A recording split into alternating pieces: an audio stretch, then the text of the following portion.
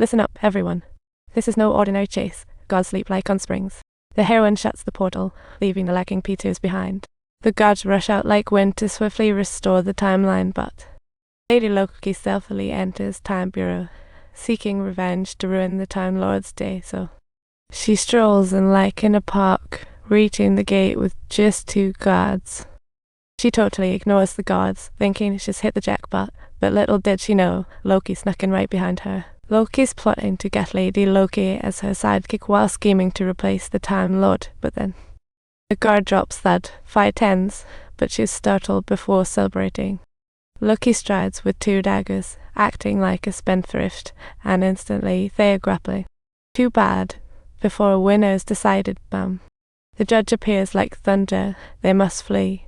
Loki capitalizes on the chaos and whipped open a portal like a pro, saving the day in the nick of time. But just then, the battery dies. Yeah, I'd think it was a horror movie moment. Lady Loki's face turns green with the dread of doom.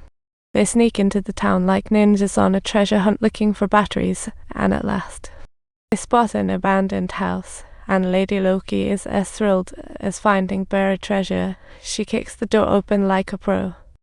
To show she's the superior Loki, she decides to mimic the male figure in the house, and then she zips to the door, only to discover her husband has never been this weak before. Stuck in a pickle, they have to ask nicely how to leave this planet, and the old guy is surprisingly calm. He points to a ship about to depart, but he warns them it's a long trek.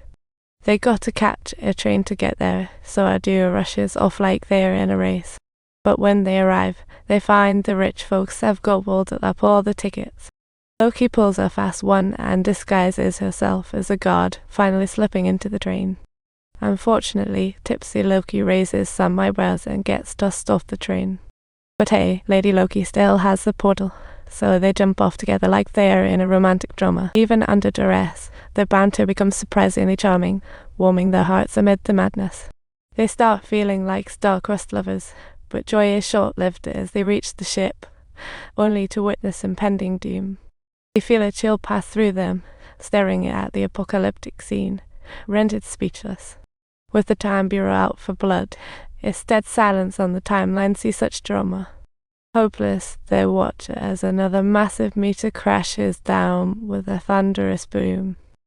As the ground shakes like a shaken soda bottle, oddly enough, a sense of calm settles in as they share a moment of connection. And just then, a change in the timeline flashes on the monitor, shattering the calm before the storm.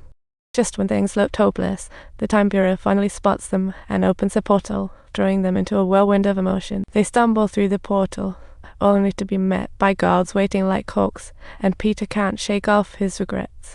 He thought Loki was ready to face the music, but she pulls a fast one instead, making Peter fume like a frustrated toddler. As Loki finds herself pushed into a familiar place, she turns around to see her sister, and surprise. This memory feels like it's from 100 years ago, and Loki is thoroughly confused. At the mention of his sister, Loki finally gets some clarity on Peter's motives, while Peter emerges from the interrogation room. He bumps into his sister, who seems to have regained her memories, a puzzled look on her face. She asks Peter what Loki said. "You're still under her control." "Yeah, she has played me like a fiddle." Peter's heart sinks. He recalls that he cleverly switched the judge's phone during their last encounter. When she opens the record of the female soldier captured by Lady Loki, she is stunned and her resolve strengthens. She gathers herself, realizing she's a variable in this timeline for her own sake. Seeing the judge's expression, she knows the truth in the words, and Peter suddenly understands. At that moment, curious and restless, Black Girl decides to take Lady Loki back to the supermarket. Lady Loki explains, "I can't create memories, I can only use what's already there to figure it out." Giving her another chance, Lady Loki manages to conjure up a smile with ease as happiness washes over her face. She beams, exclaiming, "I look so happy."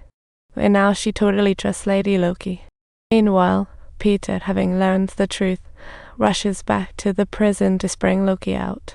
However, just when they are ready to launch a counterattack, the judge has been waiting like a cat ready to pounce. They couldn't keep the phone switch and the wraps for long, so Peter reluctantly hands back the mirror. Seeing the judge's sharp gaze, Peter realizes this is tricky and decides to stop fighting the tide. Do you know where I can go? Where I came from? But before she can finish, the judge orders the soldiers to spring into action.